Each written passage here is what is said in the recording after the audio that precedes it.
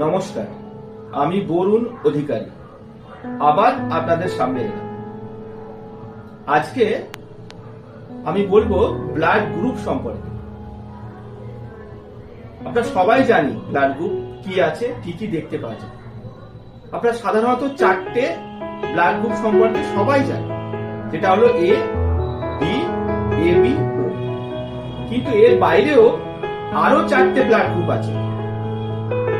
সেটা হলো Bombay blood group, golden blood group, Diego blood group, K blood group. আমি আজকে বম্বে ব্লাড গ্রুপ সম্পর্কে বলবো। 1952 সালে ডাক্তার ওয়াই.এম. ডান্ডে প্রথম এই বম্বে ব্লাড গ্রুপ আবিষ্কার করেন। সেটা বর্তমান নাম মুম্বাই, আগে নাম ছিল বম্বে। এই ব্লাড গ্রুপ মধ্যে আমরা সাধারণত এইচ অ্যান্টিজেনটা দেখতে পাই না।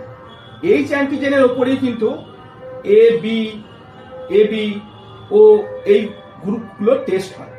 যেহেতু এইচ অ্যান্টিজেনটা আমরা দেখতে পাই না, সেহেতু কিন্তু এই গ্রুপগুলো থেকে এই বম্বে গ্রুপ কিন্তু সম্পূর্ণ আলাদা।